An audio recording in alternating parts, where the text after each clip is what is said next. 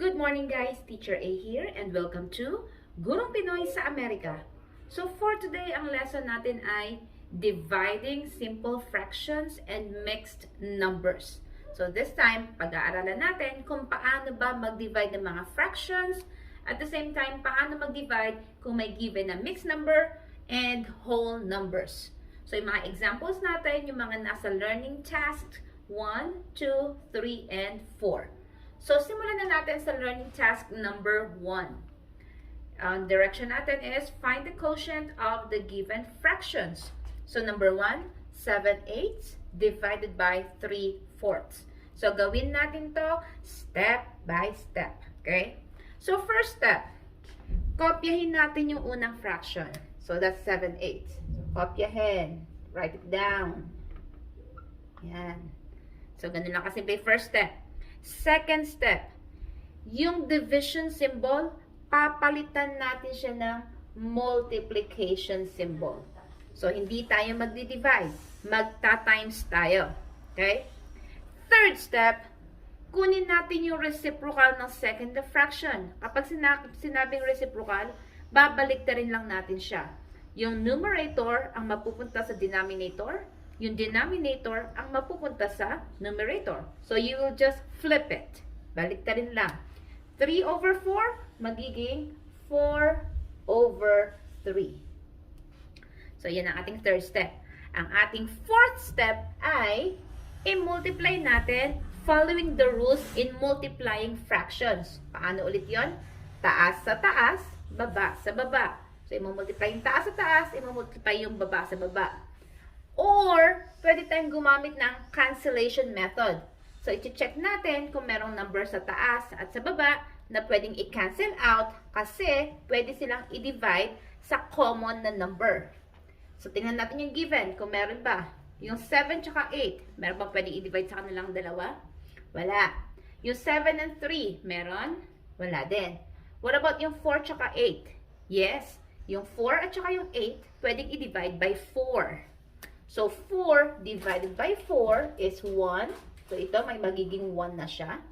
Then, 8 divided by 4 ay 2. So, magiging 2 na to. There. Meron pa ba? Wala na. So, therefore, i-multiply na natin yung ating fractions. So, taas sa taas, 7 times 1 ay 7. Over, baba sa baba, 2 times 3 ay 6. So, yan ang ating fourth step. Ang ating last step, i-reduce natin sa lowest term or i-simplify natin yung ating answer. Kapag ang number sa taas ay mas mataas kaysa sa nasa baba, improper fraction ang tawag doon, i-divide natin para ma-simplify. So, 7 divided by 6, ilan bang 6 meron sa 7? Siyempre, isa lang. So, 1 times 6 ay 6. Alisin natin yung isang 6 sa 7, may matitirang isa. So, paano natin isusulat to? So, or, yung ating quotient, yun yung magiging whole number. Yung remainder, yun yung magiging numerator. And then, yung divisor, yun yung ating still denominator. Okay? So, therefore, ang final answer natin ay 1 and 1/6. Okay. So, eto ang ating sagot. So, ganun lang kasimple mag-divide ng fractions. Next, number 2. Susundin din natin yung steps na ginawa natin sa number 1. 5/12 divided by 1/60. So, first step ulit, kopyahin yung unang fraction na 5/12 or 5/12. Yan. Second step, yung division symbol, gagawin natin multiplication symbol. And then, third step, get the reciprocal ng pangalawang fraction natin. So, 1/60, i-flip natin, magiging 60/1. Okay? Binaliktad. And then, fourth step, i-multiply natin using cancellation method. Sa 5 and 12, meron bang pwedeng i-divide? Wala. Si 60 tsaka si 12 meron? Yes. They can be divided by 12. So, 60 divided by 12 is 5. 12 divided by 12 is 1. Yan. So, ngayon, pwede na natin i-multiply yung ating fractions. Taas sa taas, baba sa baba. 5 times 5 ay 25. Over 1 times 1 ay 1. So, pwede natin i-simplify? Yes, yun ang ating last step. 25 divided by 1 is equal to 25. So, therefore, ang ating final answer ay whole number, which is 25. Okay? So, ganun lang kasimple. Let's move on sa ating learning task number 2. Paano naman kung ang i-divide natin ay mixed numbers?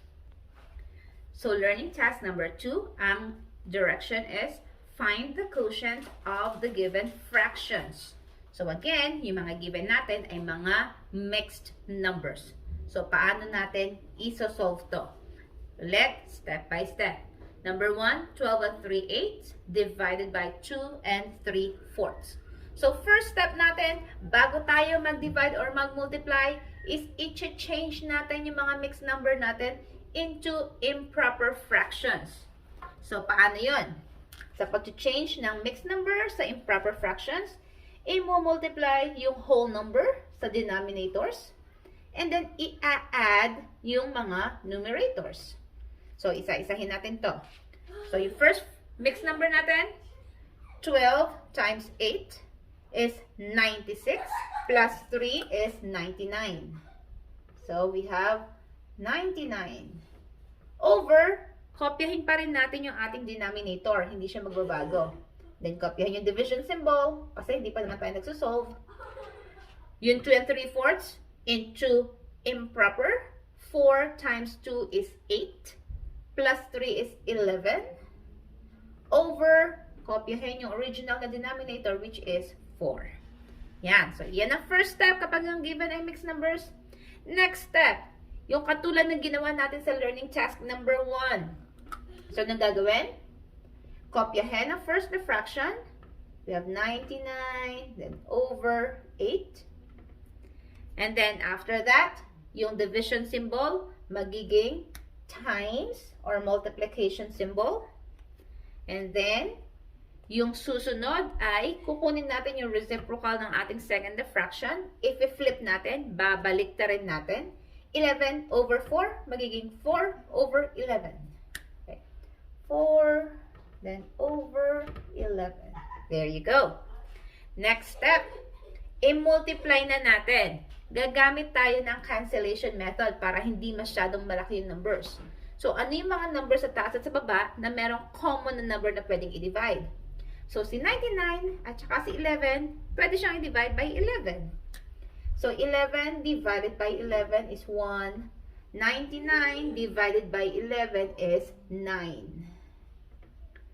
And then, si 4 at saka si 8, pwede rin i-divide by 4. So, 4 divided by 4 is 1. 8 divided by 4 is 2. Yan. Next. Wala na. Wala tayong pwedeng i-cancel out. I-multiply na natin. Taas sa taas, baba sa baba. 9 times 1 is 9. Over 2 times 1 is 2. Final answer? Hindi pa. Kasi mas malaki yung taas, oh. Improper siya. So, kailangan natin siyang i-simplify by dividing. So, 9 divided by 2. Ilang 2 meron sa 9? 4. 4 times 2 is 8. Alisin yung 4 na 2. 9 minus 8 is 1. So, therefore, ang final answer natin ay yung quotient na 4, yung whole number natin. Yung remainder ang magiging numerator over yung divisor, yung magiging denominator. So, therefore, ang final answer natin sa ating example number 1 is 4 and 1/2. Okay? So, move na tayo sa example number 2. Okay, number 2, ang given natin ay 9 and 2/5 divided by 1 and 3/10. So, again, since mixed number ang given natin, i-change natin yung mixed number natin into improper fractions by i-multiply yung whole number sa denominator. Kung ano magiging sagot, i-add yung numerator. So, dun tayo sa unang fraction. 5 times 9 is 45, plus 2 is 47. We have 47 over yung original na denominator, kopyahin, 5. Then, kopyahin si divided by division symbol. Next, yung second fraction into improper. 10 times 1 is 10 plus 3 ay 13 over, kopyahin yung nasa ilalim, which is 10. Yan. So, na-change na natin. This time, gawin na natin yung division of fraction following the rules yung ginawa natin kanina. So, again, first step doon ay kopyahin yung first na fraction. 47 over 5. And then, instead na division symbol ang susulat natin, multiplication symbol, times. Then after that, yung susunod na fraction, get the reciprocal. I-flip natin, 13 over 10, magiging 10 over 13. Yan. Next, i-multiply natin. Use cancellation method. Anong number yung pwedeng i-cancel out? So, yun, kita na natin siya. Si 5 tsaka si 10, pwedeng i-divide by 5. 10 divided by 5 is 2. 5 divided by 5 is 1. And then after that, i-multiply na natin. So, 47 times 2 is 94.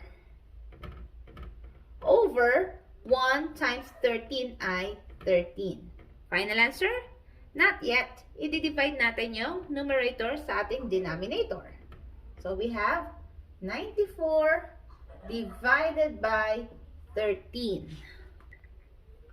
So, divide natin. 94 by 13. Ilang 13 meron sa 94? That's 7. Check natin yung 7. So, 7 times 3 ay 21. Carry 2. 7 times 1 ay 7. Plus 2 is 9. There. Then, subtract natin. 94 minus 91 is 3. Now, paano natin isusulat to as our final answer? Yung quotient na 7, yung whole number. Yung ating remainder as our numerator. Over, still, yung ating denominator, yung ating divisor, 13. Therefore, ang sagot natin sa number 2 ay 7 and 3/13. Ganun lang siya, kasimple. Okay?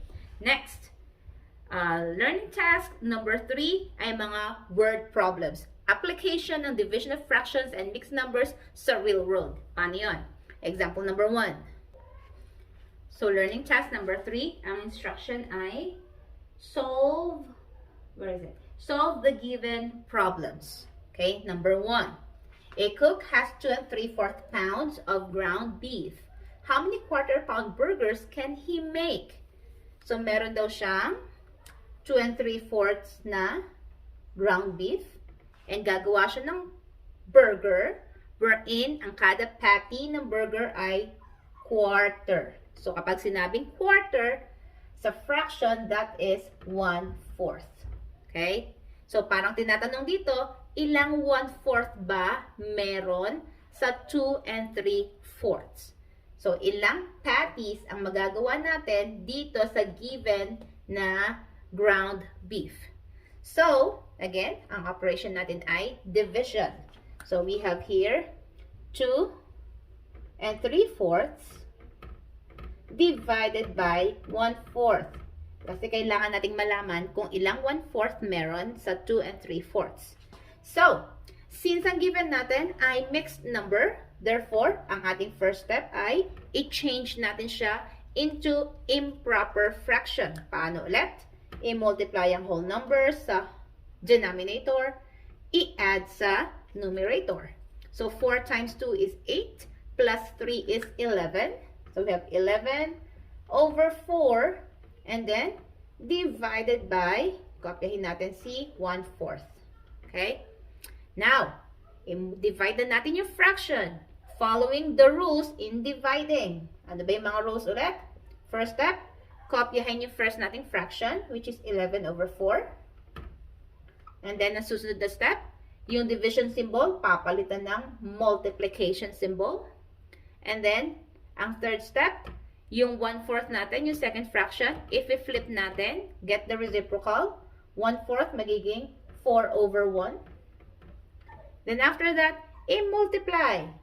Kung magagamitan ng cancellation method, kung meron maka-cancel out na number, go ahead para mas madaling mag-simplify. So, 11 and 4, walang pwedeng i-divide sa kanila. Pero meron common, ayan o, 4 and 4, kitang-kita. So, 4 and 4. 4 divided by 4 is 1. 4 divided by 4 is 1. And then, solve. Taas sa taas, baba sa baba. So, 11 times 1 is 11. Over 1 times 1 is 1. Is simplify. 11 divided by 1 is 11. Therefore, meron tayong 11 quarter pound burgers na mabubuo. Quarter pound burgers. So, yan ang ating final answer.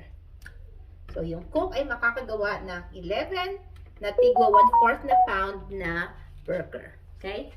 So, since tatlo lang yung nasa learning task number 3, isa lang yung sasagutan ko para maiwan sa inyo yung dalawa. Move na tayo sa learning task number 4. Okay, learning task number 4, ang instruction is write true if the statement is correct. And if the statement is wrong, write the word or words that makes the statement incorrect. So, parang true or false lang siya. Okay? So, number 1, the denominator of any whole number is 1. So, lahat daw ng whole number, kapag nakita natin, kapag sinolve natin, automatic, ang denominator niya ay 1. That is true. Tama yun, totoo yun. Okay? Next, number 2. There is no need to change the division sign into multiplication. Multiplication sign, mali yata itong nakopya ko. Yes. Multiplication sign if you are going to divide fraction by another fraction. Ulitin ko, there is no need to change. Hindi na daw kailangan na palitan yung division symbol into multiplication symbol kapag daw nag-divide ng fraction sa isa pang fraction. That is false. Incorrect. Mali. Kasi there is a need. So, itong no na to, yun yung nagpamali sa statement. Okay? There is a need to change the division symbol into multiplication symbol kapag nagdi-divide tayo. Okay? Kailangan siyang palitan or else mamamali tayo ng sagot. Okay? Next. Number 3. Okay, number 3. The reciprocal of 8 and 1/4 is 10/4. So, bago natin sagutan, i-double check muna natin. I-change muna natin yung given na 8 and 1/4 into its improper form. So, we have here 8 and 1/4. Change into improper. I-multiply yung whole number sa baba. Add yung nasa taas. 4 times 8 is 32 plus 1 is 33. And then, kopyahin yung denominator which is 4. So, kapag sinabing reciprocal, i-flip lang siya. Pagbabalik na rin yung position ng numerator at ng denominator. So, ang reciprocal ng 33 over 4 ay 4/33. Okay? So, therefore, number 3 is incorrect at ang nagpamali ay ito. It should be 4/33. Okay? So, number 4, the last one. The product of 3/4 in another fraction is 5/4. The other fraction is 3/5. So, dito, ang product daw ng 3/4 at saka ng isa pang fraction is 5/4. So, para makita yung missing na fraction, so it's like 3/4 times blank is equal to 5/4. So, para ma-solve natin to, you will do the opposite operation. Para lang siyang 2 times what is equal to 6. Para ma-solve to, i-divide natin si 6 by 2. So, 6 divided by 2, the answer is 3. So, ganun din ang gagawin dito. So, 3 times blank is 5/4. So, para makuha to, i-divide natin sila. Yung product dito divided by yung one of the factors. So, divide natin. And check kung 3/5 ang makukuha natin. So, we have here 5/4 divided by 3/4. Dito natin yung step. Yung step ay, kopyahin yung first na fraction, which is 5/4. Second step, instead of division, gagawin multiplication. Third step, kunin yung reciprocal ng second na fraction, 3/4, magiging 4/3. Fourth step, isolve. Check natin kung may makakancel tayo. Ayun, no? Si 4 and si 4. Pareho sila. 4 divided by 4 is 1. 4 divided by 4 is 1. Then multiply. 5 times 1 is 5. 1 times 3 is 3. Pareho ba? No. So, ang nakalagay dito sa given is 3/5. It should be 5/3. So, therefore, this is incorrect kasi mali itong 3/5. Okay? It should be 5/3. So, again, bago ko magpaalam sa inyo, shout out muna sa lahat ng taga-Limay Bataan kasi taga dun ako. And sa lahat ng mga nagsasubscribe, maraming salamat. Patuloy na nadadagdagan yung ang members ng ating community. And a huge shout out kay Ate Cheryl. I forgot the last name. Kasi siya yung lagi nagpapadala sa akin ng mga copies ng module. So, kayo din, yung mga members ng ating community, if ever na meron kayong gusto na gawin kong video, kindly send me yung copy ng inyong module, yung learning task 1, 2, 3, 4, para iyon ang gagawin natin next time. Okay? So, again, maraming salamat. See you on my next video. Paalam!